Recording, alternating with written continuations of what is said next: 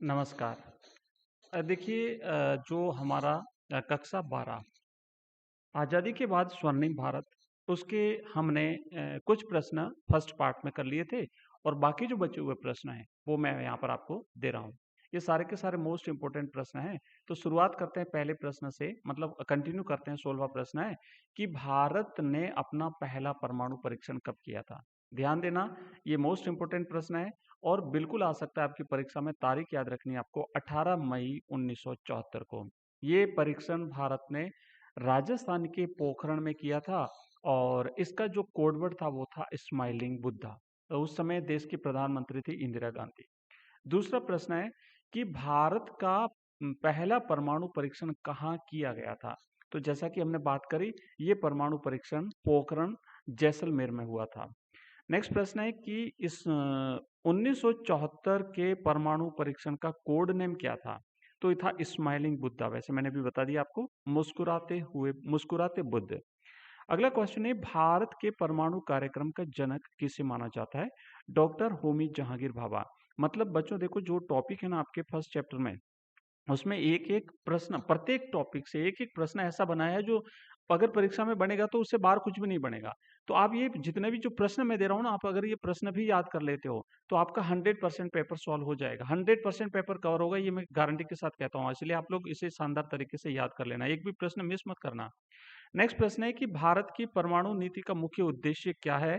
तो भारत की परमाणु नीति का मुख्य उद्देश्य है शांतिपूर्ण कार्यों के लिए ऊर्जा का उपयोग और न्यूनतम अवरोधक क्षमता। अच्छी तरह से याद रखना इसका।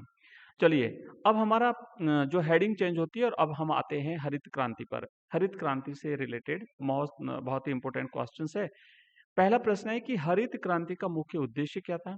तो हरित क्रांति का मुख्य उद्देश्य था देश में खाद्यान्न में आत्मनिर्भरता प्राप्त करना, क्योंकि खाद्यान्न उस समय हमारे देश में खाद्यान्न का बड़ा संकट था। तो पहला प्रश्न जो आपको इसका राइट आंसर करना है, खाद्यान्न में आत्मनिर्भरता प्राप्त करना।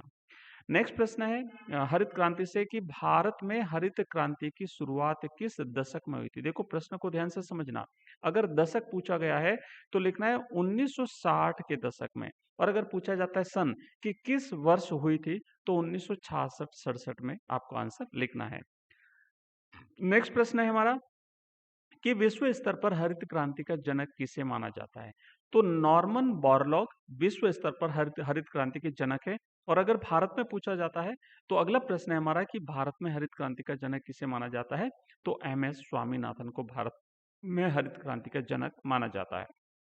अगला क्वेश्चन देखो, हरित क्रांति का सर्वाधिक प्रभाव किन फसलों पर पड़ा?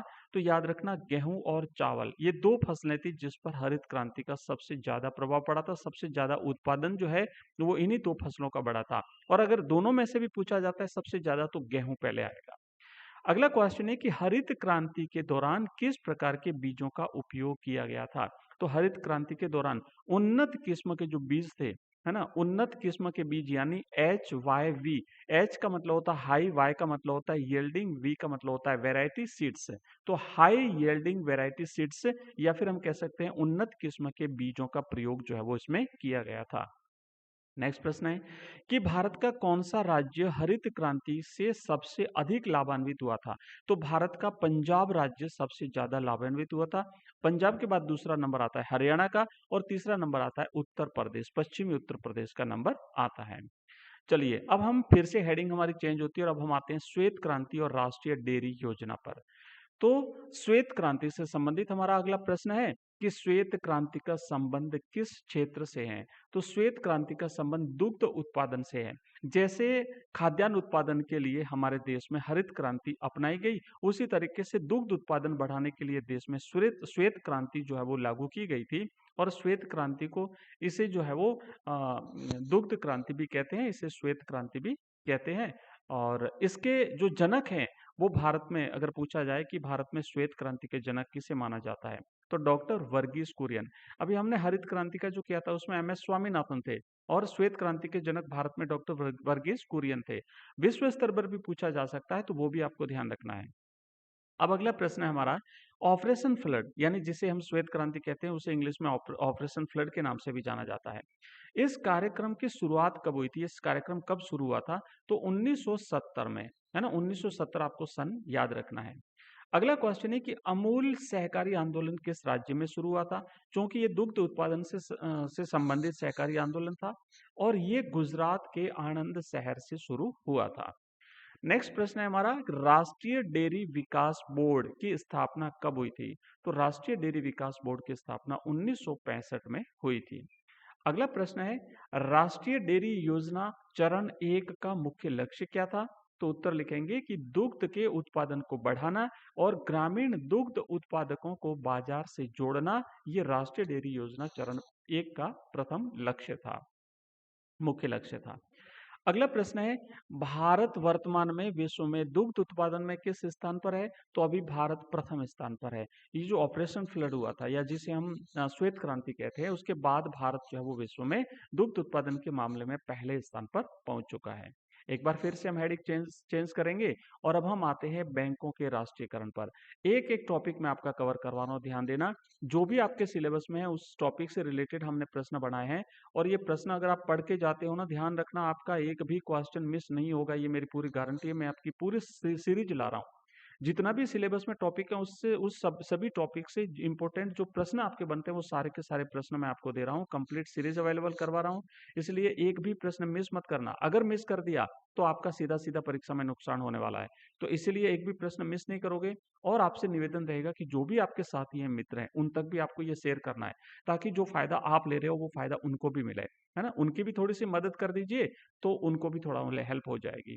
चलिए आगे बढ़ते हैं, फिर से कंटिन्यू करते हैं। हमारा नेक्स्ट प्रश्न है बैंकों के राष्ट्रीयकरण से संबंधित, कि भारत में बैंकों का पहला राष्ट्रीयकरण कब किया गया था? तो पहला राष्ट्रीयकरण 19 जुलाई 1969 को हुआ था। पहला राष्ट्रीयकरण जो है वो 19 जुलाई 1969 को हुआ था और दो बार हुआ था राष्ट्रीयकरण। तो पहले राष्ट्रीयकरण में 14 बैंकों का राष्ट्रीयकरण किया गया था। अगला हमारा क्वेश्चन है कि 1969 में कुल कितने बैंकों का राष्ट्रीयकरण किया गया था? तो पहले चरण में 1969 जुलाई 1969 को जो राष्ट्रीयकरण हुआ था उसमें 14 बैंक शामिल थे। याद रखना है, संख्या पूछी जाती है, तारीख भी पूछी जाती है और ये प्रश्न बार बार आ रहे हैं परीक्षा में।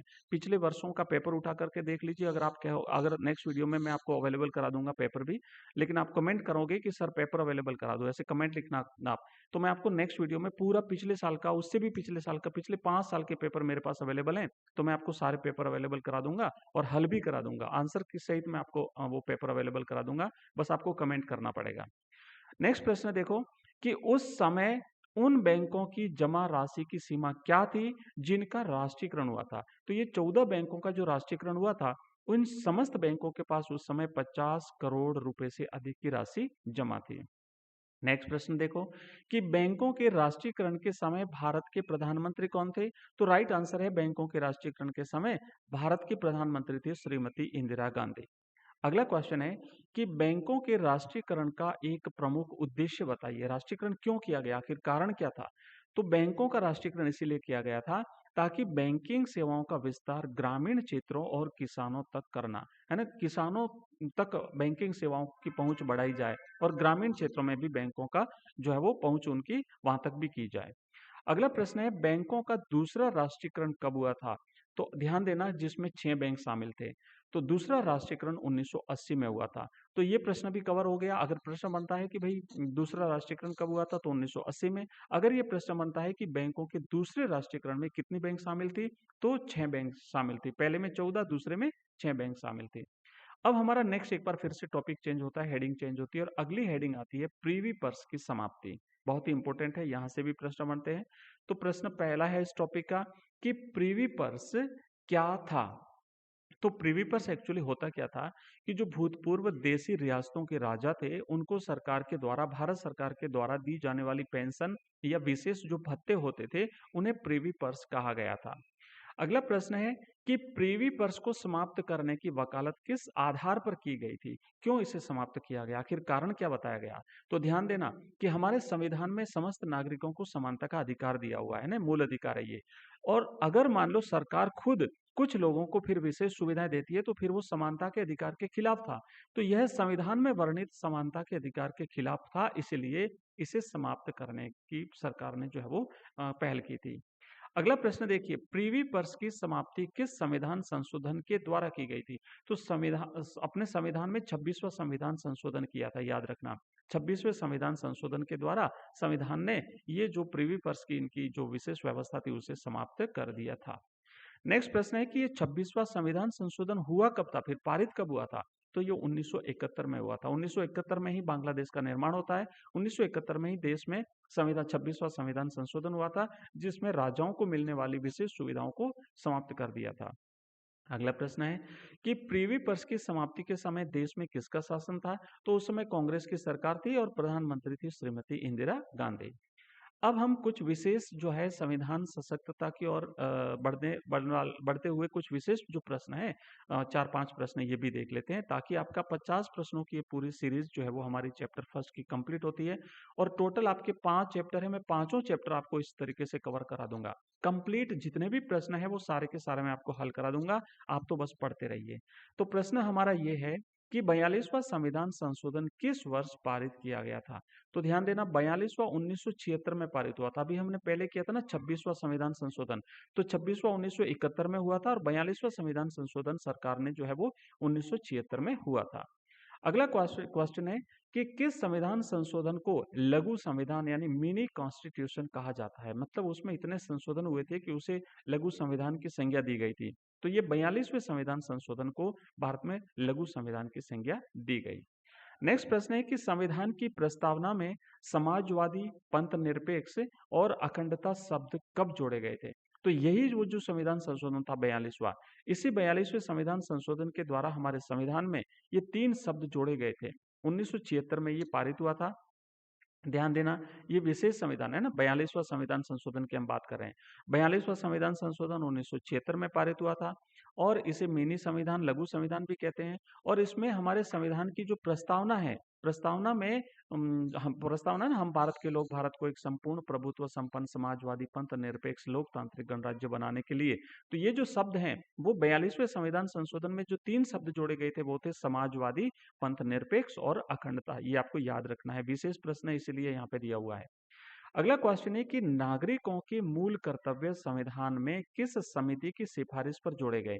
जैसे हमारे मूल अधिकार होते हैं, वैसे ही कुछ मूल कर्तव्य भी दिए गए हैं और ये मूल कर्तव्य स्वर्ण सिंह समिति की सिफारिश पर जो है वो संविधान में शामिल किए गए हैं कि भाई भारत के प्रत्येक नागरिक के ये कर्तव्य हैं जिनका उन्हें पालन करना है।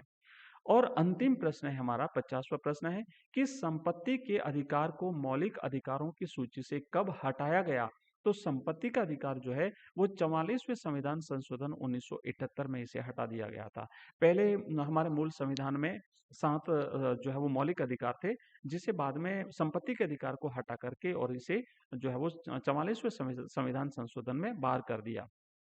तो ये हमारे पहले टॉपिक के आपके हमने पूरे 50 प्रश्न आपको दिए हैं और इसी तरीके से नेक्स्ट क्लास में आपके लिए लेकर के आ रहा हूँ सेकंड टॉपिक की, जिसमें भी होंगे 50 प्रश्न।